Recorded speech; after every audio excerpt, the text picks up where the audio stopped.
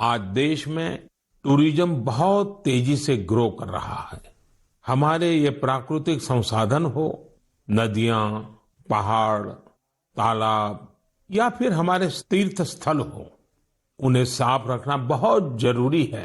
ये tourism industry की बहुत मदद करेगा।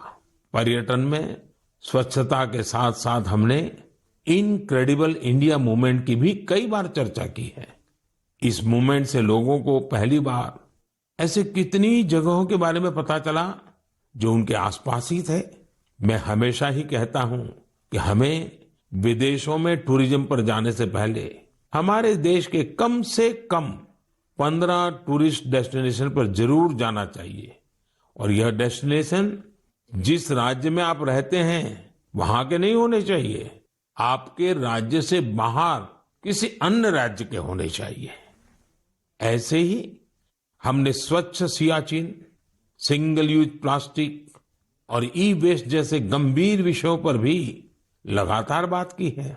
आज पूरी दुनिया पर्यावरण के जिस इशू को लेकर इतना परेशान है, उसके समाधान में मन की बात का ये प्रयास बहुत अहम है। साथियों, मन की बात को लेकर मुझे इस बार एक और खास संदेश यूनेस्को की डीजी ऑद्रे ऑजुले का आया है। उन्होंने सभी देशवासियों को 100 एपिसोड के इस शानदार जर्नी के लिए शुभकामनाएं दी हैं। साथ ही उन्होंने कुछ सवाल भी पूछे हैं। आइए पहले यूनेस्को की डीजी के मन की बात सुनते हैं। Namaste, Excellency, dear Prime Minister. On behalf of UNESCO, I thank you for this opportunity to be part of the 100th episode of the Man Ki Baat radio broadcast. UNESCO and India have a long common history. We have very strong partnerships together in all areas of our mandate: education, science, culture, and information. And I would like to take this opportunity today to talk about the importance of education.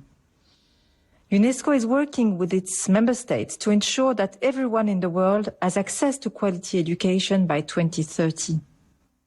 With the largest population in the world, could you please explain the Indian way to achieving this objective?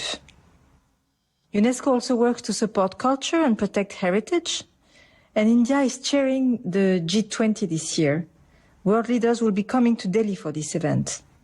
Excellency, how does India want to put culture and education at the top of the international agenda? I once again thank you for this opportunity and convey my very best wishes through you to the people of India. À bientôt. Merci beaucoup. Thank you, Excellency. I'm happy to interact with you in the 100th Man Ki Baat program. I'm also happy that you have raised the important issues of education and culture.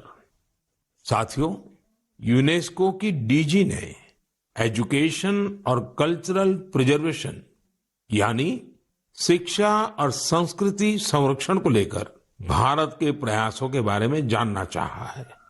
ये दोनों ही विषय मन की बात के पसंदीदा विषय रहे हैं।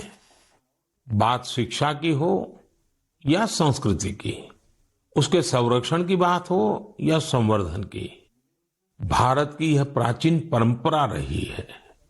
इस दिशा में आज देश जो काम कर रहा है वो वाकई बहुत सराहनीय है। नेशनल एजुकेशन पॉलिसी हो या क्षेत्रीय भाषा में पढ़ाई का विकल्प हो, एजुकेशन में टेक्नोलॉजी इंटीग्रेशन हो, आपको ऐसे अनेक प्रयास देखने को मिलेंगे। वर्षों पहले गुजरात में बेहतर शिक्षा देने और ड्रॉप आउट रेट्स को कम करने के लिए गुणोत्सव और शाला प्रवेश उत्सव जैसे कार्यक्रम जन भागीदारी की एक अद्भुत मिसाल बन गए थे।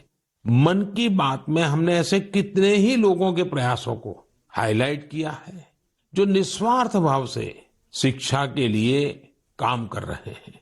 आपको याद होगा, एक बार हमने ओडिशा में ठेले पर चाय बेचने वाले स्वर्गीय डी प्रकाश राव जी के बारे में चर्चा की थी, जो गरीब बच्चों को पढ़ाने के मिशन में लगे हुए थे। झारखंड के गांवों में डिजिटल लाइब्रेरी चलाने वाले संजय कश्यप जी हो, कोविड के दौरान ई लर्निंग के जरिए कई बच्चों की मदद करने वाली हेमलता एनके जी हो, ऐसे अनेक शिक्षकों के उदाहरण हमने मन की बात में लिए हैं। हमने कल्चरल प्रिजर्वेशन के प्रयासों को भी मन की बात में लगातार जगह दी है।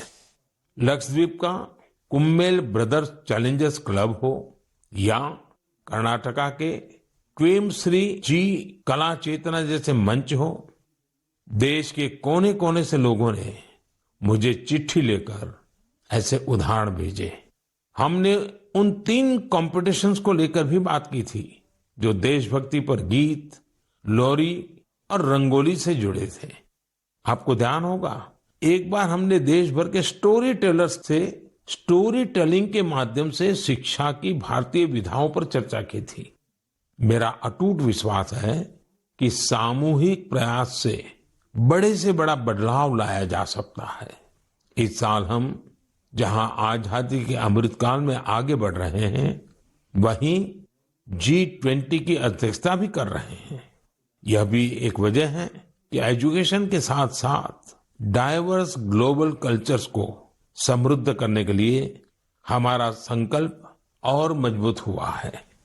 मेरे प्यारे देशवासियों, हमारे उपनिषदों का एक मंत्र सदियों से हमारे मानस को प्रेरणा देता आया है, चरैवेति चरैवेति चरैवेति, चलते रहो चलते रहो चलते रहो।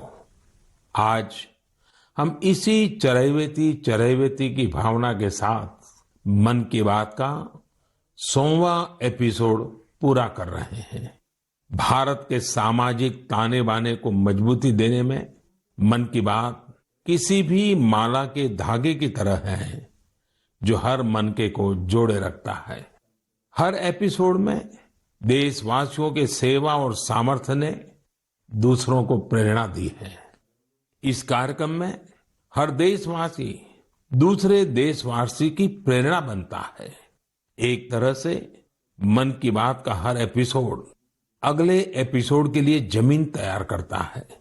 मन की बात हमेशा सद्भावना, सेवा भावना और कर्तव्य भावना से ही आगे बढ़ा है।